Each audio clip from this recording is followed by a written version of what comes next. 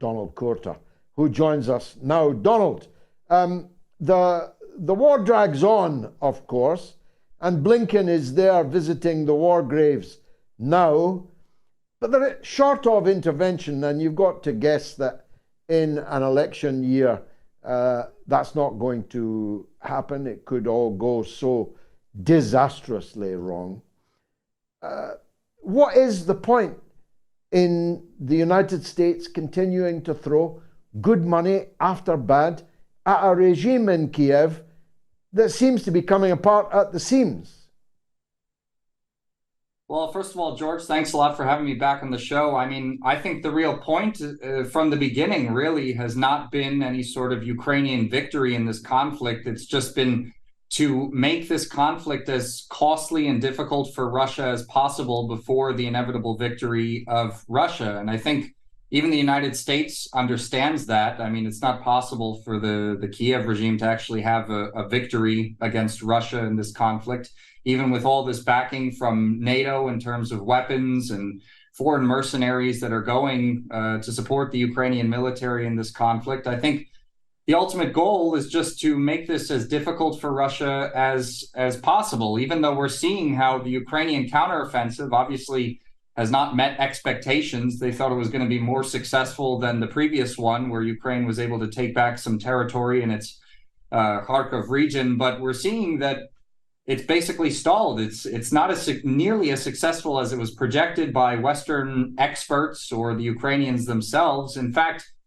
during this Ukrainian counteroffensive, we're seeing Russian offensives and advances, specifically in the Kharkov region of Ukraine, where Russian forces are just several kilometers away from the major city of Kupiansk, which is a communications hub between the pro-Ukrainian authorities in Kharkov region with Kiev. I mean, if Russian forces take that town, which it's looking like they're going to, they would have an open shot to the capital of Kharkov region and be able to take back essentially all of the territory that they lost during the first Ukrainian counteroffensive that we saw last year. So, you know, I mean, we've seen limited successes. It looks like I'm not really sure what exactly Antony Blinken hopes to achieve with this trip, except to maybe try and raise morale among the people that the United States is using for cannon fodder in this conflict against Russia. Yeah, though you'd be in a bad place if you were relying on Antony Blinken to raise your morale. He has all the charisma of a wet lettuce, as we say. The outgoing defense minister in Kiev, now ambassador to London, could have been worse, but could have been better.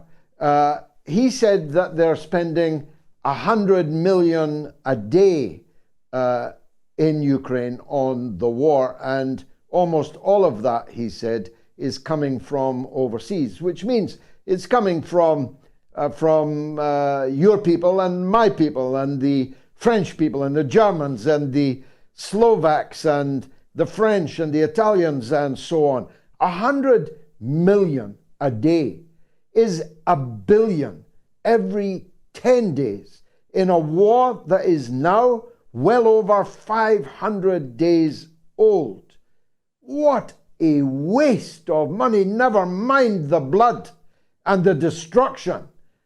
You wonder when the worm's going to turn, don't you? Well, obviously, I completely agree with you that it's a complete waste of money, but that's not even, I would say that's not even the worst part of it, just throwing money at this war that is obviously unwinnable for Ukraine. But let's think about the fact that billions of dollars of Western tax dollars are going to this country that's one of the most corrupt governments. It has one of the most corrupt governments in Europe. And aside from the fact that it's super corrupt and the fact that tons of these weapons that are going to Ukraine as well are going to end up in the hands of terrorists or, you know, radical groups in other places of the world, we can also look at the fact that, you know, it's just such a joke that the West is supporting Ukraine on the basis of calling it a democracy when all of the political opposition in Ukraine has been banned. And also, I actually did a report about this today at RT. the fact that there was recently an interview in The Economist with the former head of the Ukrainian security services.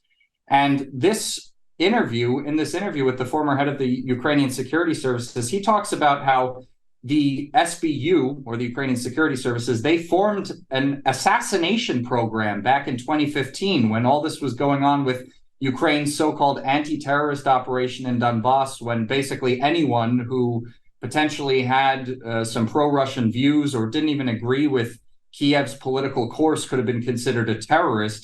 They created this assassination program back in 2015 when they were where they were organizing, and still are organizing, death squads to kill people in Ukraine that, are suspected of potentially supporting Russia and just don't agree with Kiev's political course. One example is one mayor who was actually a mayor of a town in Ukraine's Kharkov region. He was killed by Ukrainian death squads for being accused of collaborating with the Russians, but he was killed by a car bomb. This is a guy that never took up arms against the Kiev government.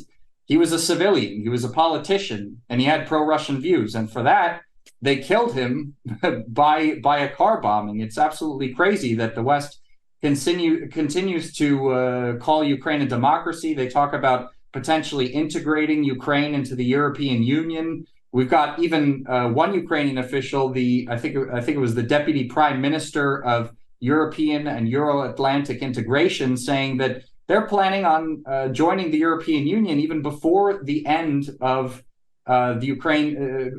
before the end of Kiev's conflict with Russia, which is absolutely an absurd thing to suggest, especially when, like I said, we've got this Ukrainian government assassinating people who aren't even combatants because they're suspected of potentially supporting Russia inside Ukraine. And of course, we know about the other instances outside of this official assassination program where, for example, Daria Dugina, Russian journalist, not a combatant, she was assassinated by the Ukrainian security services. They had several other assassination attempts, like on Prilepin, who was a pro-Russian writer. They tried to kill him. So it's obvious that the Ukrainian government is carrying out these terrorist acts, assassinations against civilians, all the while where, like I said before, they've banned all their political opposition. It's not possible to speak against the government in any official capacity there.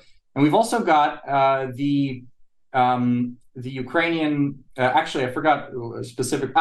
It was the Secretary of the National Security and Defense Council of Ukraine, who was just recently saying that elections could potentially destabilize Ukraine where it is right now in the conflict. So, we're looking at a country that the West is throwing all this money to, calling it a democracy, that might not even have elections. Well, I mentioned about the government coming apart at the seams. It's not just the defense secretary that has been sacked and now beginning to talk more freely, but we know that revolutions eat their children. This is a case of the revolution eating its father.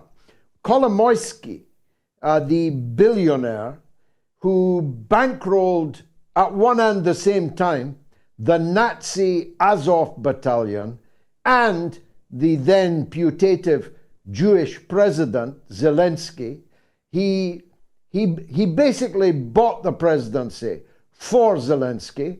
He invented the television show in which Zelensky played the president of Ukraine. He's now just been arrested by the SBU in Ukraine for the theft of billions of dollars from the Privat Bank. What can you tell us about that? Well, I mean, it's not really a surprising situation because, like I said earlier, I mean, Ukraine has, even before this conflict began, been known for corruption scandals, and it's been known to be one of the most corrupt countries in Europe. And, a lot of that money that he was probably siphoning off is just, American and British taxpayer dollars and pounds. And this is all the majority of the, for example, military budget, at least that Ukraine is enjoying right now, is pumped up by Western taxpayer dollars. If I remember correctly, even before the military operation began, Ukraine's military budget was around $5 billion, which is very small in comparison to the total military budget of Russia. And it's only because of this money that is coming from the West into Ukraine and all these weapons that they're able to, continue to drag out this conflict for as long as possible, which is obviously the goal of the West, to hurt Russia. But again, I mean, it's really not surprising. And, we don't even know how much other money, how many other corruption scandals are going on, but that the people who are behind them are just good enough at covering it up. And how many of these weapons are being sent to, or sold to terrorist groups around the world? We've already heard some officials talking about how some of these Western supplied weapons are ending up in the hands of terrorist groups in Africa. It's already beginning to surface. But the real repercussions of all this money and all these weapons going to Ukraine, they're only really going to show themselves in years in the future, probably when we have another big conflict in God knows where, How is morale in Moscow amongst the ordinary people? Are they confident that their country will prevail? Or is there an anxiety that this has gone on rather longer than some thought it might? To be honest, I would say either. For most people, probably morale is still high. I mean, there's nothing really distressing going on for the Russians in the conflict right now. I mean, like I mentioned earlier, the Ukrainian counteroffensive, so-called counteroffensive, is going on when the Russians are actually advancing. So in that respect, a lot of people are, still optimistic about it. But I would say the economic effect that the conflict has had on Russia has been very, very minuscule. And so a lot of people have simply, just got on with their lives. It's not really having a big effect on them. Right now, for those who are in the know about politics, many are really thinking about the Black Sea grain deal, because that's what a lot of, Putin recently met with Erdogan. Sergei Lavrov, the Russian foreign minister, recently met with Hakan Fidan, actually, his name is, which is the Turkish foreign minister. And they met in Moscow to discuss this stuff, reviving the Black Sea grain deal potentially, because after all, Russia suspended it because the West didn't fulfill its obligations. They said they were going to lift sanctions on Russian exports of fertilizer and food, and that never happened, even though Russia fulfilled its side of the bargain, protecting Ukrainian grain exports, even though the vast majority of it didn't go to the countries that actually need it, which was the whole point of this deal in the first place. But so that's really what a lot of people who are in the know about politics are talking about right now in Russia. Nobody's really worried that the conflict's going to be lost by Russia. I mean, things are looking pretty grim for Kiev right now. Of course, there's the concern about the ruble. Obviously, the ruble has significantly depreciated over the last month or two, but people really are optimistic about it going back, I would say, because a lot of it is tied not even to structural circumstances connected to the economy, but really the price of the international price of oil. And I'm sure when Russia starts to make very significant advances in the conflict, that whole situation is probably going to change as well. Well, and the price of oil rose today above $90 a barrel for the first time in a long time. And that's good news for Russia and for Saudi Arabia, for that matter. Bad news for the rest of us. You do have one benefit that you didn't see coming. You've got 5 million Ukrainians now living in Russia that basically fled to Russia for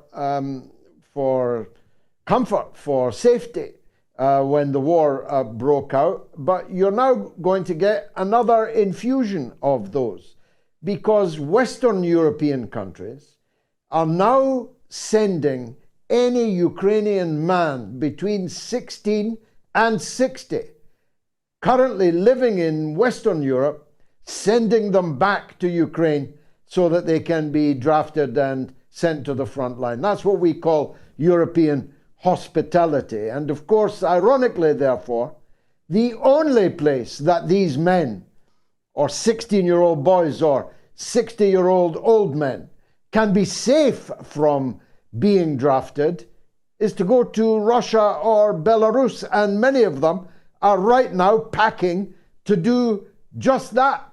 So prepare for another large number of Ukrainians seeking shelter and asylum in Russia, Donald. Yeah, and to be honest, we could say the same about even a lot of the Ukrainian refugees that fled to Europe and the United States as well. I mean, obviously they've been used as an object of propaganda by the mainstream media, covering this refugee crisis like they're fleeing big bad Russia. But many of them, I mean, conscription has been in place in Ukraine since the beginning of this, the Russian special military operation. And a lot of people have just been trying to flee that. They don't want to take part in this war, whether they blame Russia or obviously some of them blame their own government. I mean, a lot of people still know about what happened in Donbass over the 8 years that preceded Russia's military operation. But to say that all of these Ukrainians that fled to the European Union or America are, angry at Russia or something is really distorting the truth. Actually, I have one Ukrainian friend who lives in America who is hosting Ukrainian refugees in her own home, and she says that they're not anti-Russian. They don't want to get a knock on the door by the SBU in the middle of the night and have them dragged over to become cannon fodder on the front line for a war that they don't believe in. They don't really necessarily agree with the Kiev government. They don't really have any sort of hard feelings against Russia either. They just don't want to be sucked into this Ukrainian meat grinder, essentially. So it's also important to understand that it's not like that the Ukrainian refugees that even went to the West also don't have sort of one worldview that's anti-Russian, like the Western mainstream media is trying to convince us that they have.